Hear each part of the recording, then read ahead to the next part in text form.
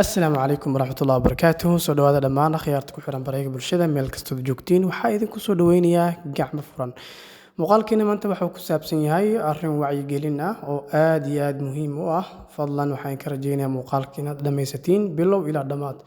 Sida idin muuqata hadda gurigan waa guri VIP ah, waa guri ay ku baxday lacag ka badan $70,000. Waa guri ku fadhiyo dhul cabirkiisu yahay 30 mitir oo dherer ah iyo 20 ballac ah. Waa guri ay ka dhisan tahay 7 qol. Waa VIP villa kala jooda weeyaan. Marka waxaan rabaa marka inaan idin tuso gurigan iyo dhibaatada haysato. Dhibaatadaas ayaan xallin doonaa. Fadlan muuqaalka dhamayso. Laakiin horta si guud ahaan waa arag guriga ka muuqaalkiisa guud sidaas uu egyahay. Waa gurigaas VIP da, waa guri villa ah. Jiingad yar baa ka sokayso. Waa kana dhankiisa wajahada idin tuso xoogaa yar oo bacaad soo fuulay. Waa ka dhankiisa waqooyiga weeyaan xoogaa ama wajahada. Marka gurigan sidaan u eg dhibaatadan baa haysata marka ila arka. Dhanka bari oo dhanka dabaasha kaga imaanaysa ayuu ka soo fuqay. Isaga dhanba inuu dumo ayuu qarka u fuulay marka. Ninka injineerka ah dhisay guriga loo wacay waxa lagu warniyo kaala bal guriga nala arag. Qaybta jaalaha waa guriga, qaybta hoosena waa xalkii uu sameeyay ninka injineerka. Qaybta madooba hoosaan ka hadlaya. Marka waka ciladaas markii halkaas ay maraysa daran noocan uu noqday hadda waa u jeedin guriga inuu qalan yahay. Dhibaato xooggan uu ka sheeganayo, dhibaato xooggan inay haysato gurigan, dhaawac uu yahay. Waka saasoo asaga dhanba inuu soo dumo iyo qarku saaran yahay dildilaac fara badan buu yeeshay darbiyada. Marka halkaas laga rabaa wixii aan ku xaliyay waa ila arki doontiin ana halka bilaabo insha Allah. Marka halkaas bilow ila dhamaad ila dhamayso walaal. Waxaan ku bilaabay halka waxa loo yaqaan battery walls. Darbiya taaka ah ayaan ku bilaabay. Darbiya taaka waa step-ka koobaad ilaa 3 step ayaan mari doonaa. Marka fadlan waxaan ka codsanayaa muuqaalka inaad dhamaysatid ugu dambeynna aad rate gareysid ama aad qiimeysid halka aan ka gaaray.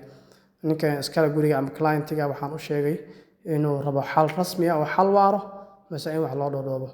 Marka wuxuu ku qancay inaan xal waara sameeyo. Anigana waxaan isku dayay inaan xal waara aan sameeyo. 3 step baan maray. Step-ka koobaad waa inaan dhiso battery walls kan. Battery walls markaan dhiso insha Allah labada step oo kale muuqaalka ayaad ku arki doontiin. Fadlan ila joog ila dhamaysa muuqaalka. Waxaan marka maadaama muuqaalku yahay wacyigelin waxaan ku wacyigelinayaa dhammaan ummadda Soomaaliyeed gaar ahaan reer Kismaayo in ay ogaadaan dadka guryaha dhisanayo guriga dhismaha intuu bilaaban ka hor inay ka horeyso shaqo tiro badan. Waa inaan kula talinaynaa waxaan ku sheegaynaa meesha guriga laga dhisayo inay ku habboon tahay. Site plan waxa la sameeyaa guriga direction kaga imaanayso dabayshan kaala talinaynaa qaabka loo jeediyo ayaan kaala talinaynaa. Ciidda laga dhisayo guriga ayaan ku sheegaynaa meesha guriga laga dhisayo inay ku habboon tahay in kale ayaan ku sheegay. Hadda ninka gurigan iska leh hadduu ila tashan lahaa ama aan la talin samayn lahaa feasibility study u samayn lahaa meesha aslan ka dhisma dhaheen. Meel dabayl badan ka soo dhacayso guriga meel taag uu saaran yahay waxaana ka hooseeyo hog hoose dhul hoosa ka hooseeyo marka dabaysha ku soo dhacaysa. Marka la talintaas ka horeyso, design baa ka horeeyo, ciidoo la baaraa ka horeyso, qiimeyn baa ka horeyso. Waxaas oo waa document la diyaariyay weeyaan. Marka waxaan ka codsanayaa dhammaan ummadda Soomaaliyeed ku baraarujinayaa guriga in shaqada guriga inaysan ka bilaabin inay wixii dhisaan. Isbaagada iyo qaba inaan laga bilaabin. Guriga la qorsheeyo, feasibility study la sameeyo, ciidda la baaro, design la sameeyo, qiimeyn la sameeyo, kadib la dhiso. Ninka injineerka gurigan dhisay gartii waa sababtoo ah kaala lacagtan qaado guriga noo dhisbaa la yiri.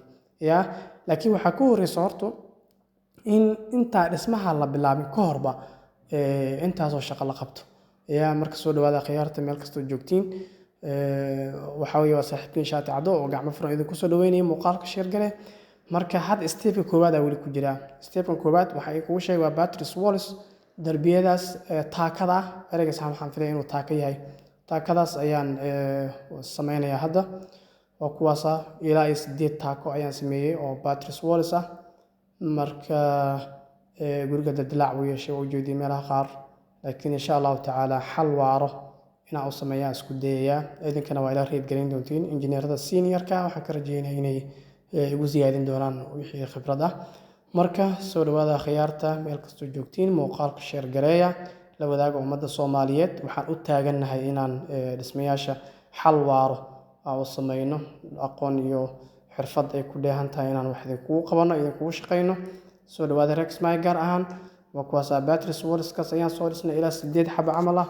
insha allahu tacaala stepka nooxiga wuxuu noqon doonaa inaan leeyaro dhagax aan soo samayno oo meesha laba taaka kasta inaan soo buuxino.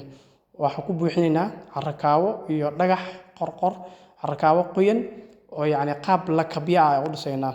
dhagaxaan sabaha ana waa kusoo labeel jaray oo aan kusoo afjaray. dhagaxaan waaweyn oo ka sokeeyo sabaa la yiraahdaa. waa dhagax masmaari adag weeye.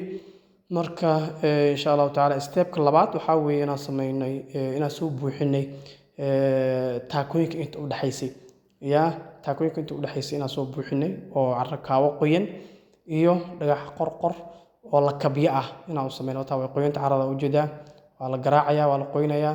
yani waxaana waxaa ka hortagayaa dabaysha inaysan mar dambe dhaawicin derbigaas dhisan.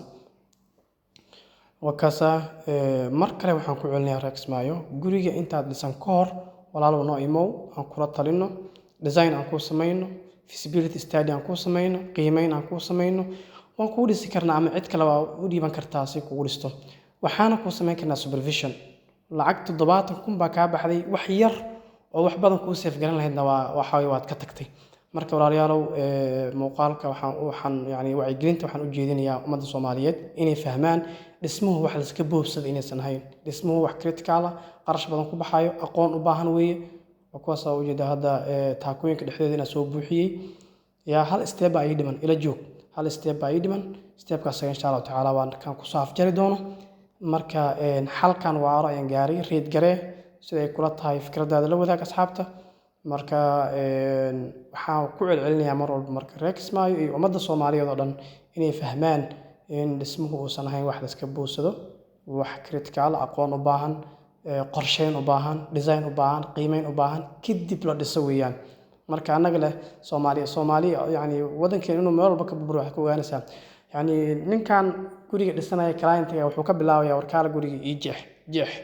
marka jeexid lagama bilaabo walaalow gacali, jeexid lagama bilaabo dhismo. waa la qorsheeyaa, feasibility study baa la sameeyaa, design baa la sameeyaa, qiimeyn baa la sameeyaa, kadib baa dhismaha la bilaabaa. waa kaa ujeedaa waa soo buuxiyey 2 taaka dhexdeed kasto iyo carakaawo qoyan iyo dhagax masmaari adag ayaan soo sameeyey. kadib hal step baa ii dhiman. stepkaas agana hadda ayaa idin tusaya insha allahu tacaala.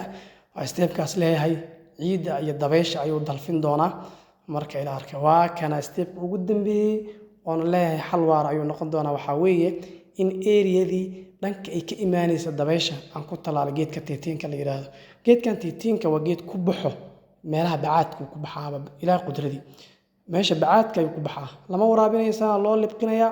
waxaa weeye waa lagu talaalayaa marka geedahaas qoriyaasha aan taagtaagay marka hore ul baan ku dadbay, kadib haddana gud baa u jeexay, tiitiinkaasaan geliyey si yacni gurigan xal waara aan uga gaaro. oo tiitiinku wuxuu reebayaa dabaysha, saasaan ka wadaa. soo dhawaada khiyaarta, waa step ugu dambeeyey ee xalka waara aan ku gaarayay. marka muuqaalkina share gareysiin baa idinka rajeynayaa dhammaan Soomaaliya meel kastoo joogtiin.